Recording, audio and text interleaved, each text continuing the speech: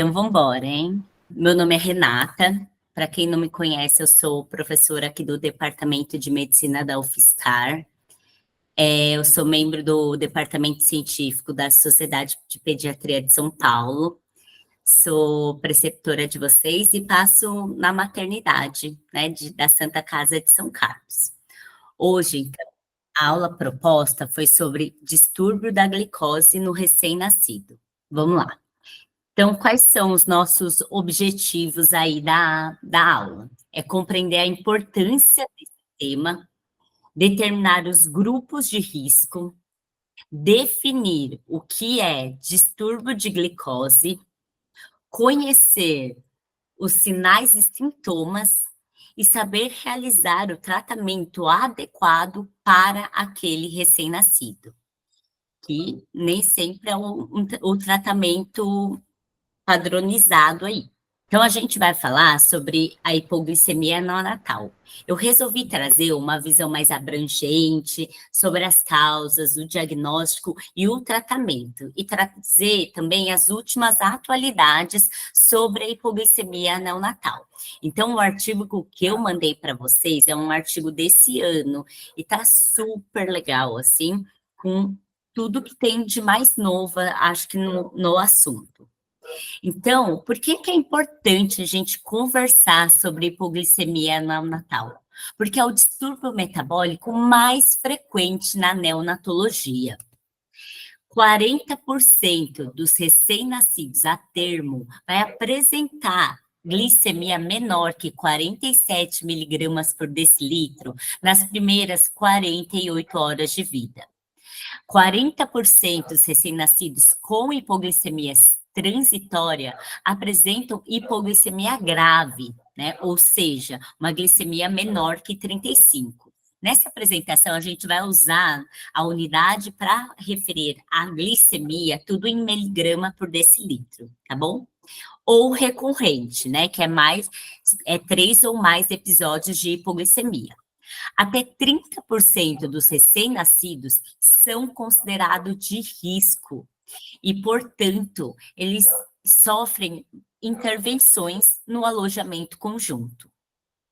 Dessa forma, a hipoglicemia neonatal, ela aumenta a morbimortalidade neonatal e as sequelas a longo prazo. Então, vamos falar um pouquinho sobre a fisiopatologia, né, da hipoglicemia neonatal. A gente sabe que o feto intraútero, ele recebe toda a nutrição e a glicose através da placenta. E a glicose passa por difusão facilitada. As reservas, né, em glicogênio hepático especialmente, elas se formam no terceiro trimestre. O trabalho de parto e o parto, ela está relacionada ao aumento da secreção de hormônios do estresse, como os glicocorticoides, as catecolaminas, o que vai fazer um aumento da glicemia fetal e um aumento da glicose no cordão umbilical. E aí, quando o bebê nasce, ele vai ter um fim do aporte contínuo da glicose. E aí, a partir daí, ele precisa fazer a regulação da concentração de insulina. Então, como isso acontece, né? Então, ao nascimento, a partir do momento que há o clampeamento do cordão umbilical, há o cessamento, né, abrupto dessa oferta contínua e facilitada da glicose. E qual que é o órgão que mais sofre, né, com essa queda abrupta da glicemia? É o cérebro.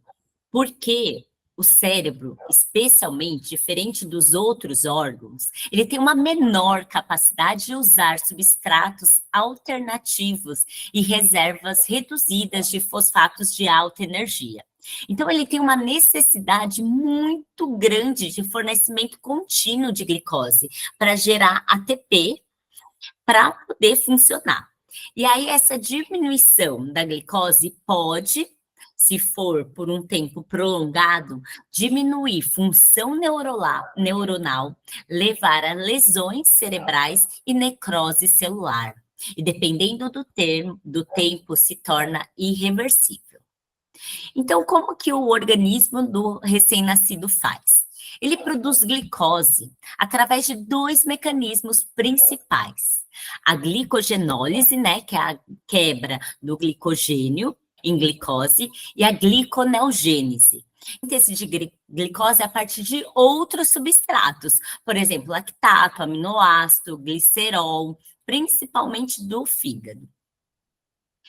Esse artigo que eu mandei para você, ele traz, né, explicando a importância desses dois mecanismos na produção contínua de glicose a partir do nascimento. Então, quando vocês estão vendo aqui, né, minha setinha aqui, bom, então no período periparto, né, há um aumento das catecolaminas, do cortisol, da tiroxina, que vai levar a uma lipólise, né? E o pâncreas, ele precisa regular a liberação da insulina e do glucagon. A partir disso, isso vai estimular, né, o fígado, então, a fazer a gliconeogênese e a glicogenólise, para manter a glicose plasmática neonatal. E por que a glicemia do recém-nascido diminui nas primeiras horas de vida? Então, qual é a importância dessa glicemia menor nesse período da vida? Essa glicemia, ela estimula processos fisiológicos pós-natais, como essa gliconeogênese, a glicogenólise. Ela estimula o ritmo, o ciclo de alimentação rápida do recém-nascido, que é extremamente importante para o estímulo da descida do leite. Estimula também o metabolismo oxidativo da gordura, a fim de gerar mais glicose.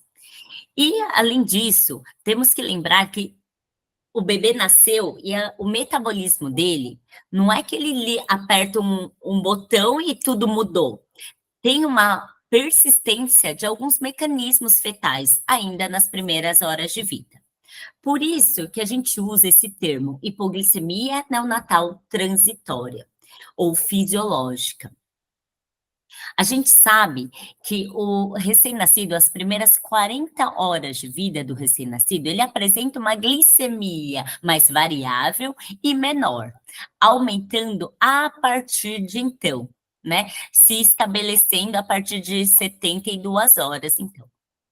Mas todos esses mecanismos metabólicos e hormonais, eles variam e dependem de acordo com a imaturidade do recém-nascido, da idade gestacional, influências maternas, né? Por exemplo, então, uso de algumas medicações, diabetes gestacional, uso de drogas, a história de nascimento. Então, um bebê asfíxico, ele pode ter mais dificuldade de fazer essa transição metabólica ao nascimento. E aí, algumas patologias associadas aqui, entre algumas síndromes, malformações, etc. Dessa forma, a gente classifica a hipoglicemia neonatal, sendo que metade da hipoglicemia neonatal é transitória e assintomática, quase 30% é transitória e sintomática, aliás, desculpa, que é 15% transitória sintomática, 35% associada a outras doenças e 2% aqui são persistentes ou recorrentes. Tudo bem? Então, vamos seguindo aqui. E aí, qual que é a definição, então, de hipoglicemia neonatal? A definição, ela varia muito na literatura. Isso é uma dificuldade, né, quando a gente vai fazer o diagnóstico e o tratamento da hipoglicemia neonatal. E por que que tem essa variação? Os últimos grandes estudos com hipoglicemia neonatal, eles são muito antigos, porque atualmente não é ético a gente fazer um estudo grande com hipoglicemia neonatal, ou seja, não tem como a gente deixar esse recém-nascido atingir níveis de glicose mais baixos do que são os apresentados até o momento, até ele apresentar um sintoma neurológico agudo, né? Então, hoje em dia, o Comitê de Ética não libera. Então, os grandes estudos que a gente tem são mais antigos, e a partir daí a gente tem alguns estudos prospectivos baseados com esses valores pré-determinados, tá?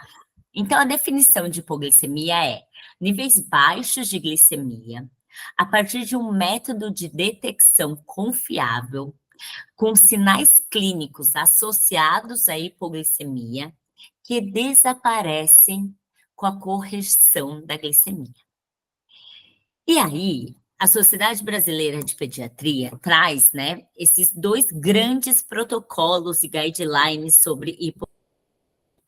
A da Academia Americana de Pediatria, que fala que a glicemia tolerável até 48 horas de vida é de 47 miligramas por decilitro, e a partir de então, né, até 72 é 60 e depois de 70 a 99. E a Sociedade de Endocrinologia Europeia, que traz, então, esse limite para 50 nas primeiras 48 horas de vida, então 60 e 70, 90. Bom, e quais são os principais grupos de risco para hipoglicemia neonatal? A gente tem esses dois grandes grupos de risco, né?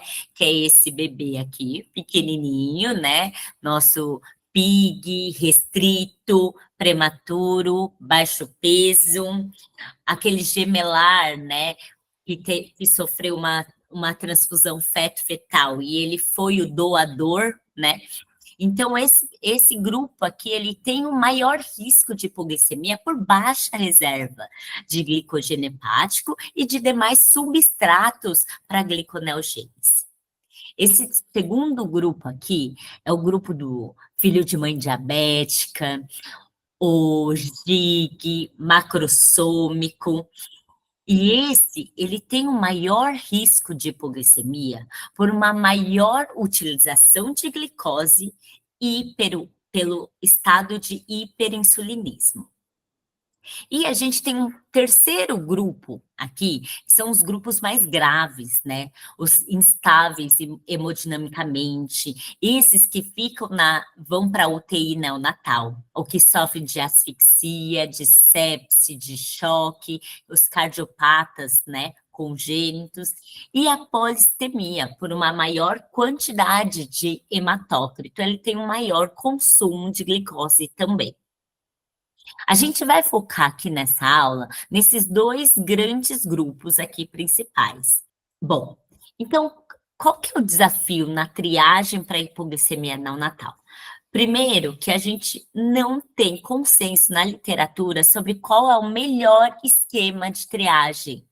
Não existe evidência científica para falar que precisa ser desse jeito.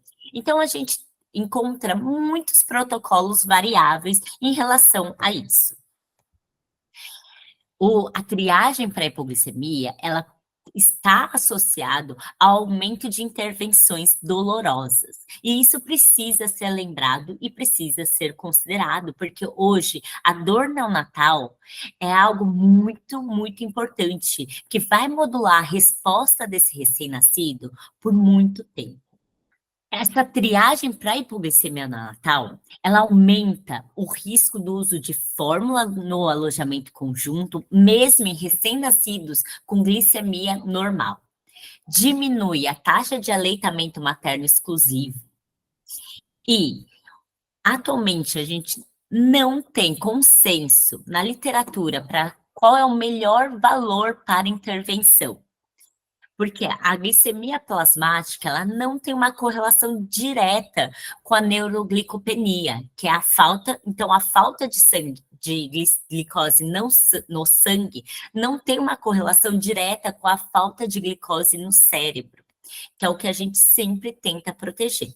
Né? Então, esse estudo controlado, randomizado, com quase 700 recém-nascidos com hipoglicemia, fez a comparação entre os bebês com hipoglicemia menor que 47 e menor que 35. E não houve diferença estatisticamente significativa de neurodesenvolvimento com 18 meses.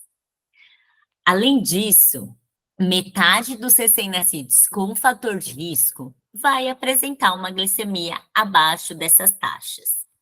Porém, a diabetes insulino dependente, ela é um fator de risco, o principal fator de risco para hipoglicemia com repercussão neurológica. E sabe-se também que os fatores de risco, eles podem não estar associados a menor taxa de glicemia plasmática. Porém, esses recém-nascidos com fator de risco, eles são mais vulneráveis aos efeitos da hipoglicemia. Dessa forma, é muito importante a gente fazer o controle glicêmico dos recém-nascidos de risco. E aí a gente vai dividir esse controle glicêmico em dois grandes grupos. O hiperinsulinismo, né? Ou o aumento de consumo, que é o grupo do GIG, filho de mãe diabética, macrossômico, e o de baixa reserva ou causas mistas, né? Que são os restritos, prematuros, né? Não deu tempo de formar aquela reserva no terceiro trimestre.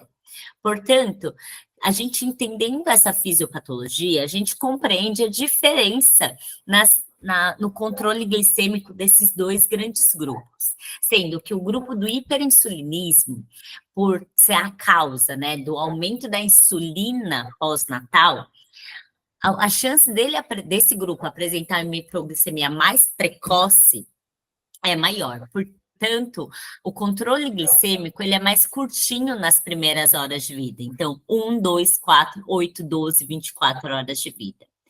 Enquanto que esse grupo com baixa reserva, ele tem um maior risco de apresentar hipoglicemia mais tardia. Então, a gente prolonga mais o controle glicêmico desse grupo. Então, com 2, 4, 6, 12, 24, 48, 72 horas. Vou falar que esses horários, né, de triagem glicêmica, eles podem variar de acordo com o protocolo que você seguir. O mais importante é você compreender quem é o recém-nascido que você está lidando. Bom, e aí, para determinar a glicemia, a gente tem duas formas, né, principais hoje em dia. A glicemia plasmática e a glicemia capilar, né, ou de sangue total. E a padrão ouro, até hoje, é a glicemia plasmática. Mas precisamos considerar algumas coisas. Que a dosagem da glicemia no sangue total, né, ou seja, essa glicemia capilar, ou que a gente chama de destro, ela pode ser 10 a 15% menor do que a glicemia plasmática. As fitas reagentes, elas têm baixa sensibilidade para glicemia menor que 40. E a glicemia plasmática, ela requer uma análise imediata após a coleta.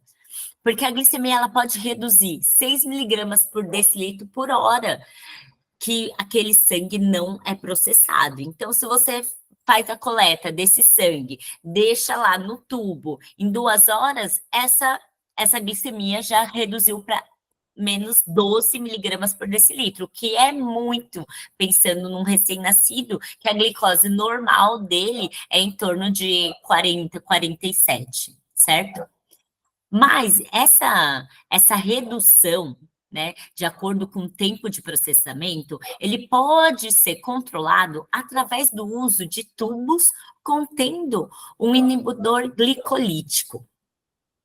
E também precisamos considerar algo muito frequente que acontece, né, no nosso alojamento conjunto, e principalmente agora, que chega a época de frio, de outono, inverno, que é a falsa hipoglicemia na glicemia capilar, quando realizada em extremidades frias ou cianóticas. Então, é muito importante a gente aquecer a extremidade antes de ser puncionada. Passar o álcool, sim, para fazer a limpeza, mas é importante a gente remover o excesso desse álcool com algodão seco, porque esse resquício de álcool ele pode interferir também no resultado. Independente do método de coleta e na impossibilidade de coleta de sangue plasmático para confirmação do diagnóstico, o tratamento não deve ser retardado. Bom, e aí falando um pouquinho aqui das manifestações clínicas. A gente sabe que tem dois tipos principais, né? Um mais precoce, que são as manifestações neurogênicas, que são a partir do estímulo do sistema nervoso simpático. Então, o que o recém-nascido vai apresentar? Sudorese, palidez, instabilidade térmica, irritabilidade, fome, tremores, taquicardia, taquipneia, vômitos. E quando a falta de glicose chega no sistema nervoso central, o recém-nascido vai apresentar os sintomas neuroglicopênicos, ou seja, hipotonia, letargia, torpor, crise de apneia, cianose, bradicardia, sucção ausente ou débil, crises convulsivas, coma e até parada cardiorrespiratória. Lembrar que os sintomas de hipoglicemia são inespecíficos, como muitas doenças neonatais. Então, é muito importante você associar os fatores de risco aos sintomas desse recém-nascido para você poder fazer o diagnóstico adequado e o tratamento direcionado. Então, qual que é o manejo da hipoglicemia neonatal? Eu falei que a gente tem, até hoje, 2 grandes guidelines sobre hipoglicemia neonatal. Um deles é esse da Academia Americana de Pediatria. E ele traz muito mais essa parte da hipoglicemia neonatal transitória, quanto que o protocolo europeu, ele traz mais a conduta e a condução na hipoglicemia persistente. Bom, e esse é o que a gente usa como base na nossa maternidade. E, recentemente, né, no documento científico da Sociedade Brasileira de Pediatria, ele trouxe a tradução desse protocolo, né, da Academia Americana de Pediatria. Então, a gente já usava e a gente segue utilizando, tá certo? Então, vou explicar um pouquinho, né, desse protocolo aqui, da Academia Americana de Pediatria e da Sociedade Brasileira de Pediatria. Então, qualquer recém-nascido sintomático com a glicemia menor que 40, a partir desse protocolo, ele indica a instalação de glicose endovenosa. E aí, a partir daqui, são os recém-nascidos assintomáticos. Então, nas primeiras 4 horas de vida, a gente estimula a amamentação dentro da primeira hora de vida, o contato pele a pele, né? Lembrando que toda golden hour, ela favorece muito a adaptação pós-natal e diminui o risco de hipoglicemia neonatal e das intervenções. Então, nessa primeira hora de vida, a gente vai favorecer essa golden hour e a amamentação. Vai realizar a glicemia 30 minutos depois da primeira dieta. E se essa glicemia inicial vier menor que 25, mas o bebê assintomático, a gente repete a dieta e afere uma nova glicemia após 1 hora, 30 a 60 minutos. Se mantiver menor que 25, você vai entrar com uma glicose endovenosa. Se ela aumentar, for de 25 para 40, a gente vai estimular a realimentação ou a gente vai associar a glicose endovenosa se necessário. Tudo bem? E se passar dessas 4 horas de vida, entre 4 a 24 horas de vida, a gente vai estimulando a amamentação, a livre demanda, a cada 2 ou 3 horas, vai fazendo as glicemias antes de cada dieta. E se a glicemia vier menor que 35, a gente repete a dieta e faz outra glicemia. Se vier menor que 35, de novo, glicose endovenosa. Se aumentar entre 35 a 45, aí a gente estimula a alimentação e pensa na glicose endovenosa, se necessário. A gente vai objetivar, então, uma glicemia maior ou igual a 45 miligramas por decilitro antes das dietas. Tudo bem? Então, esse é todo o protocolo de manejo da hipoglicemia transitória. Então, só relembrando aqui, Se a glicemia, então, permanecer baixa, apesar da dieta, a gente vai iniciar, pelo protocolo da Sociedade Brasileira de Pediatria de 2022, a glicose endovenosa com uma velocidade de infusão de glicose de 5 a 8 miligramas quilo minuto. Mas nesses casos, eu vou trazer aqui também uma outra opção que os estudos trazem cada vez mais forte, e a gente vai falar um pouquinho mais para frente sobre essa opção terapêutica, que é a destrose gel 40% via oral, 200 miligramas por quilo. Mas, se o recém-nascido apresentar sintomas, então a gente precisa fazer o push de glicose a 10% de 2 a 4 ml por quilo endovenoso, ou seja, 200 a 400 miligramas por quilo de glicose. E, junto com o push, muito importante, a gente manter um soro de manutenção com uma glicose contínua, numa velocidade de infusão de 5 a 8 miligramas quilo minuto. Tudo bem? Porque toda vez que você faz um push de glicose, você dá um pico da glicose. Você vai dar um pico também de insulina. E se você não mantiver uma infusão contínua da glicose, esse recém-nascido ele vai fazer uma hipoglicemia mais grave e significativa, com maior risco de lesão cerebral. Agora eu quero falar um pouquinho sobre algumas terapêuticas importantes e o que a literatura traz, né, de atual. Então, sem dúvida nenhuma, independente do protocolo, a alimentação é o principal manejo da hipoglicemia, especialmente, né, naqueles recém-nascidos assintomáticos. Então, a gente vai sempre estimular o aleitamento materno, pelo menos por 30 minutos e nas duas mamas, porque dessa forma foi visto que o aumento da glicemia neonatal é maior.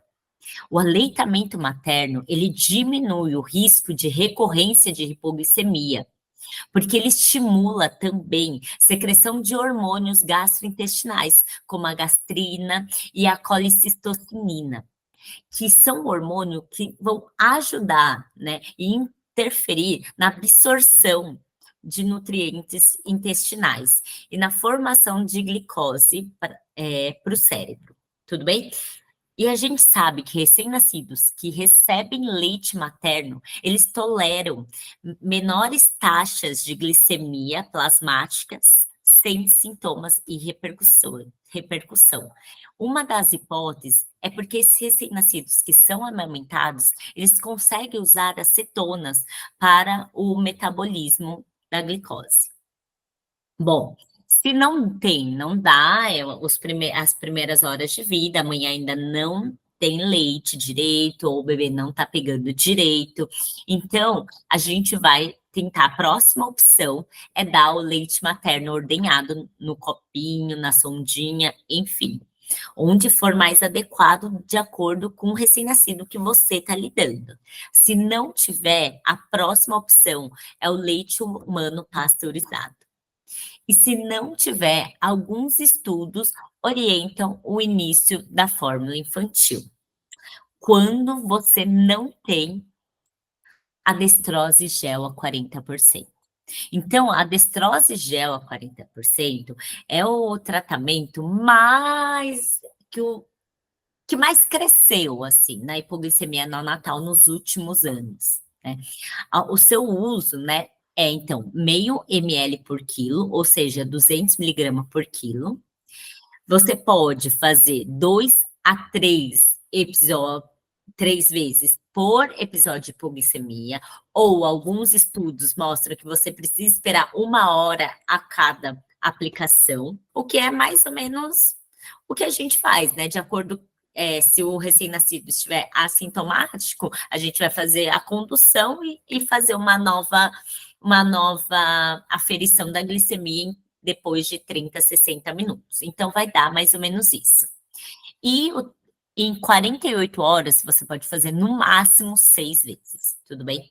Então, como que é feito? Eu sei que em Araraquara vocês têm, né? Mas aqui em São Carlos ainda a gente não tem esse tratamento.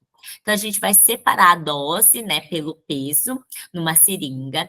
A gente vai secar delicadamente as cavidades bucais do recém-nascido com uma gase estéril. A gente vai colocar uma luva e vai colocar uma parte desse conteúdo nessa luva e passar, né, na mucosa bucal, massageando. Aí massageou, passa, coloca o resto do conteúdo e massageia do outro lado.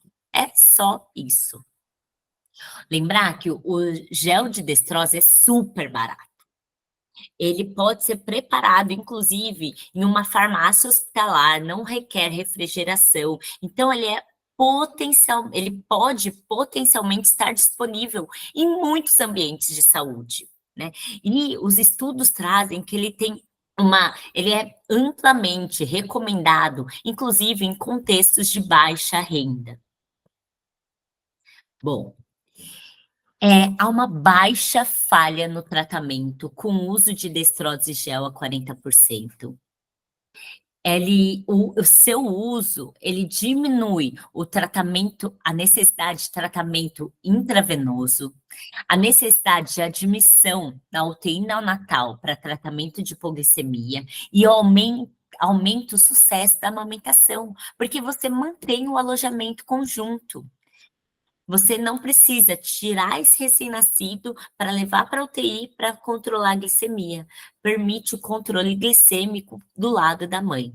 E os estudos não mostram efeitos adversos. Portanto, os estudos mostram que a destrose gel a 40%, ela é amplamente recomendada como tratamento de primeira linha para o recém-nascido pré-termo tardio e a termo. Para os prematuros, né, mais prematuros, ainda os estudos estão começando e as conclusões ainda não são claras. Outra opção que vem vindo na literatura é o uso de sacarose oral 24%, mas na ausência de destrose gel. E seu efeito é tardio ou ausente. Porque como a sacarose é um disacarídeo de glicose, ela requer uma digestão, né, dessa açúcar para poder liberar a glicose para ser utilizada. Então, o efeito é tardio e alguns estudos nem mostraram benefício. Portanto, atualmente, não é recomendado de rotina. E a glicose endovenosa, né, que é o que os protocolos da Academia Americana de Pediatria e da Sociedade Brasileira de Pediatria trazem como o manejo da hipoglicemia que não é controlado após a dieta. E, recentemente, há uma preocupação com esse controle e esse tratamento da hipoglicemia neonatal transitória. Porque sabe-se que a partir do momento que o cérebro sofreu uma privação de glicose, se você oferecer uma quantidade de glicose muito alta, o efeito deletério cerebral é maior. Então, a gente tem que ter muito, muito cuidado com o manejo da hipoglicemia neonatal, porque não é aumentar a qualquer custo, não é aumentar para o máximo que a gente consegue, porque isso também leva à lesão cerebral. Então, os estudos mais recentes, eles orientam iniciar a glicose endovenoso numa velocidade de infusão um pouquinho menor, de 4 a 6 miligramas quilo minuto, e você ir tateando esse aumento conforme a necessidade daquele recém-nascido. Bom, e aí, em relação ao push de glicose, de 1 a 2 ml quilo de glicose a 10%. Os estudos trazem que esse push, ele leva a concentrações de glicose altas e instáveis. E está relacionado a resultados adversos no neurodesenvolvimento. E essa corte fez uma comparação, né, com o aumento gradual de glicose versus o push de glicose. E mostrou que o aumento gradual de glicose esteve associado a uma melhor estabilidade da glicemia, um menor tempo de UTI e, portanto, dos custos hospitalares. Dessa forma, o push de glicose ele deve estar reservado para os casos de hipoglicemia grave ou sintomática. Tudo bem? Bom, e aí pensando então, falando um pouquinho sobre os diagnósticos diferenciais da hipoglicemia. Lembrar que situações de estresse, né, como asfixia, sepse, hipotermia, está associado a aumento de hormônios como o cortisol, pode tanto aumentar a glicemia, mas também essas situações podem estar associado ao maior consumo de glicose, levando também à hipoglicemia. E outros distúrbios metabólicos também podem estar associados à glicemia, como hipomagnesemia, hipocalcemia, a síndrome de abstinência, né, com aumento de consumo de glicose, a hipoglicemia persistente, e um dos exemplos é o hiperinsulinismo congênito, a insuficiência adrenal, levando uma insuficiência de cortisol com comprometimento da gliconeogênese e da produção hepática de glicose, a deficiência de hormônio de crescimento e o ACTH, com uma redução da glicogenólise, da lipólise e da gliconeogênese. E também, sempre que a gente tem uma hipoglicemia de difícil controle, muito importante a gente pensar nos erros inatos do metabolismo. É uma entidade extremamente difícil de fazer o diagnóstico.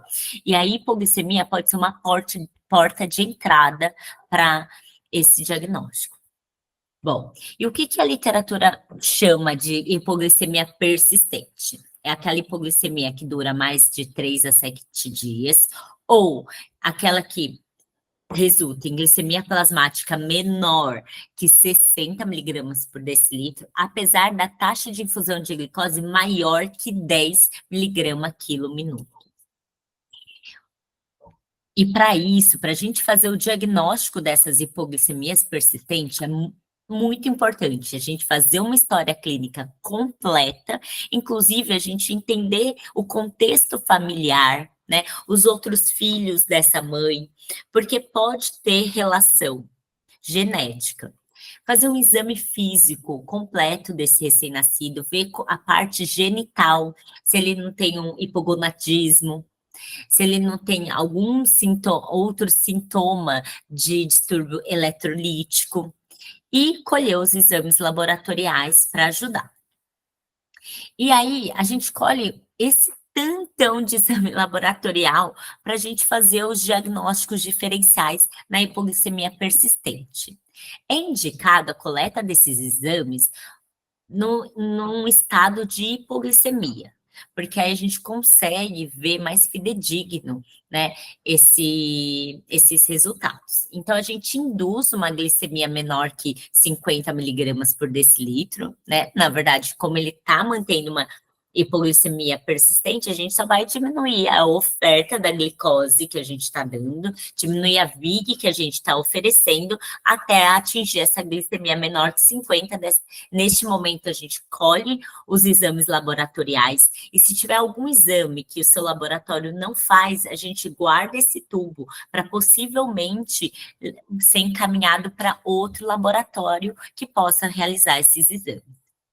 Você faz o teste do glucagon, que aí a gente vai administrar o glucagon endovenoso e vai colhendo as amostras de glicemia. E aí o teste é positivo se tiver um aumento de glicemia superior a 30 miligramas por decilitro do basal. E aí, então, a gente recomeça a dieta e a infusão de glicose. Qualquer momento que o recém-nascido apresentar sintomas, a gente precisa parar, né, esse teste. Bom, e aí na SBP ele traz todo esse algoritmo, assim, para a gente tentar direcionar o diagnóstico da hipoglicemia neonatal persistente.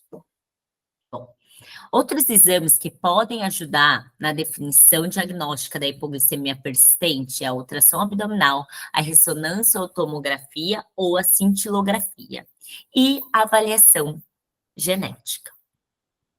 Bom, na hipoglicemia persistente, a principal conduta é a gente tentar aumentar a dieta ou a parenteral que esse recém-nascido está necessitando. Porque quando a gente só vai aumentando a glicose, a gente só está dando uma chance de via metabólica desse bebê, né? Quando a gente dá dieta ou parenteral, a gente dá lipídio, a gente dá proteína, que vai mantendo uma homeostase maior no organismo neonatal. E aí, as outras medicações que a gente pode usar na hipoglicemia persistente são corticoide, principalmente na insuficiência adrenal, o glucagon, que ele tem um efeito transitório e ele é utilizado mais nos casos de hiperinsulinismo, o diazóxido, quando a gente tem uma hiperinsulinemia persistente também, quando tiver um tumor secretor de insulina, é a ressecção cirúrgica, né, do pâncreas. E é isso. E quais as complicações, então, da hipoglicemia? Então, alteração de neurodesenvolvimento entre 2 a 6 anos, o aumento do risco de deficiência neurológica, e essa corte prospectiva avaliou, então, a hipoglicemia menor que 47 miligramas por decilitro e mostrou que essa glicemia menor esteve associado ao aumento de 2 vezes o risco de disfunção executiva, 3 vezes e meio o risco de deficiência visual e motora. Porém, quando avaliar desses grupos novamente, com entre 9 e 10 anos, não teve nenhuma diferença significativa no grupo que fez hipoglicemia e o grupo que não fez hipoglicemia. Bom, então, essa lesão cerebral pela hipoglicemia, ela é totalmente prevenível, né? Então, a prevenção é fundamental, fazendo uma triagem desses recém-nascidos de risco e tendo uma abordagem adequada e consciente dessa hipoglicemia. Tranquilo? Beleza? Agora a gente vai vir para um caso clínico que eu mandei para vocês de hipoglicemia. Então vamos lá. É uma mãe primigesta com hipertensão gestacional. Ela evoluiu para pré-eclâmpsia, sendo realizada cesárea. O recém-nascido de 34 semanas, peso ao nascer de 1.500 gramas, com boa vitalidade, Apgar 8 e 9. Então, quais as hipóteses e qual a conduta e a prescrição para esse recém-nascido que acabou de nascer? Bom, eu trouxe aqui alguns conceitos só para a gente lembrar, né? Então, da classificação desse bebê. Então, é um recém-nascido prematuro tardio, baixo peso ao nascer, e na verdade, 1.500 ele já está quase muito baixo peso ao nascer, mas aqui é 1.499, então ele ainda entra nesse baixo peso ao nascer, e ele é PIG, inclusive ele é restrito, né, que é um outro assunto que a gente pode muito discutir, que vem sendo levantado muito forte na literatura. Então, ele é recém-nascido prematuro tardio, pequeno, paridade gestacional, baixo peso, filho de mãe primigesta, com hipertensão gestacional e pré-eclâmpsia.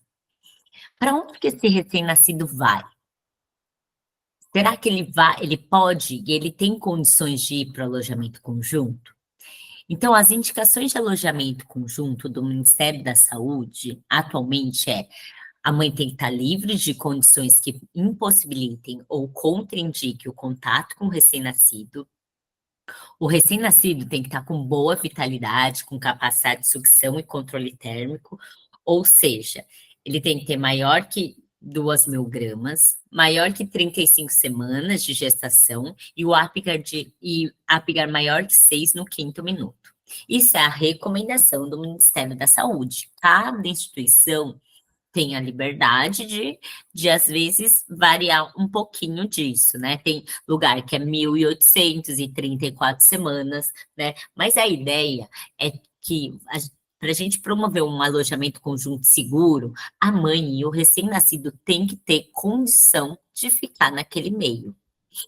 Bom, e aí a conduta é internação em berçário, amamentação na primeira hora de vida, dar o leite materno ordenhado no copinho se necessário, a vitamina K, as vacinas, o nitrato de prata, ou eritromicina, aí aqui, né, pegadinha, né? Hoje em dia a gente não deixa mais, né, esse álcool 70%, né, na limpeza do coto umbilical. E o controle glicêmico, os sinais vitais e os cuidados da enfermagem. Bom, vamos lá.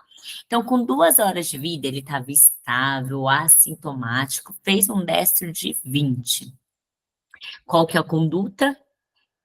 Então, deu a dieta e repetido depois de 30 minutos. Ele manteve-se assintomático, destro foi para 40, então, normal. Vamos manter a dieta, livre demanda, a cada 2, 3 horas, e o controle glicêmico conforme o esquema para a fisiopatologia de cada fator de risco lá. Mas, se depois de 30 minutos a gente tivesse checado de novo, mas esse bebê estava com baixa sucção, o destro não aumentou muito, foi para 25. Baixa sucção já pode ser, né, um sinal de hipoglicemia. É difícil, eu falei, é inespecífico, né? Mas a gente tem que juntar uma baixa sucção com destro de 25, acho que a gente precisa dar um passinho além, né? E se a gente tivesse a destrose gel, a gente poderia fazer aqui nesse caso, e ia, lembra, diminuir a internação hospitalar, diminuir custo e aumentar a chance do aleitamento materno com e o alojamento conjunto, né? Então vai. Mas ele tá sintomático, né? Uma hipoglicemia sintomática, então vai fazer o push de glicose 10%, 2 ml por quilo, e manter um soro com glicose contínua aí, 5 miligrama quilo minuto. Então, vamos falar um pouquinho sobre o que é a VIG? Bom, então vamos lá.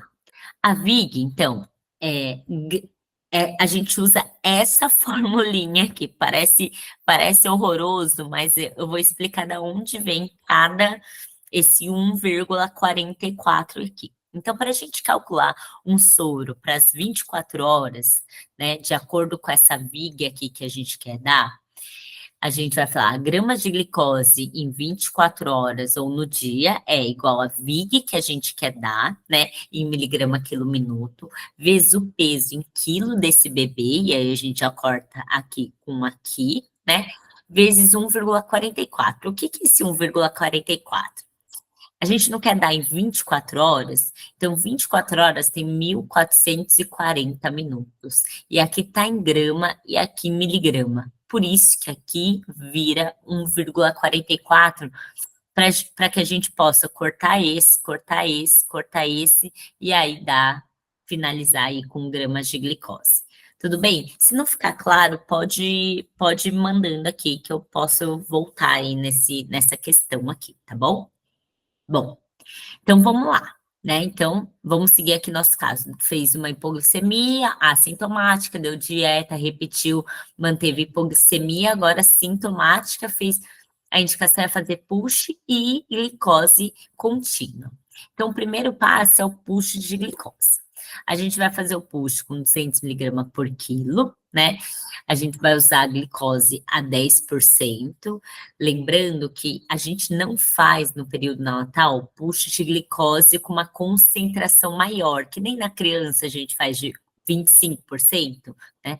Porque a regulação cerebral ela ainda é ineficiente, portanto, todo aumento de osmolaridade sérica reflete em aumento de osmolaridade cerebral. E se a gente fizer um push, né, numa concentração tão alta, a gente corre o risco de ter lesão cerebral também. Então, na glicose a 10% tem 10 gramas de glicose a cada 100 ml, né?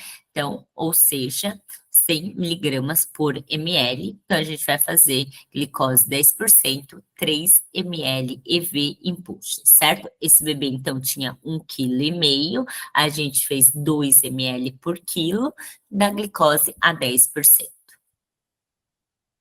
Bom, E aí, como que a gente vai fazer o soro de manutenção? E, na verdade, é a glicose endovenosa nesse caso.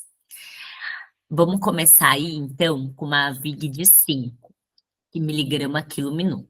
Então, a gente vai para aquela formulinha, né, para descobrir quanto de glicose a gente precisa em 24 horas, que vai VIG, que a gente vai dar vezes o peso, vezes 1,44. Então, 5, que é a VIG que a gente vai dar, o peso é 1,5 kg, 1,44. Então, a gente vai querer dar 10,8 gramas de glicose no dia. Então, se a gente usar glicose a 10%, 10 gramas tem 100 ml, portanto, a gente vai precisar 108 ml em 24 horas para dar esses, né, 10,8 gramas de glicose. Então, a gente vai colocar glicose 10%, 108 ml, escorrer 4,5 ml hora em bomba de infusão contínua. Manter o controle glicêmico, sempre ajustando a VIG se necessário e voltando ou mantendo a dieta sempre que possível, porque é a dieta que vai estimular a homeostase neonatal. Tudo bem? Eu acho que era isso, então gostaria de agradecer.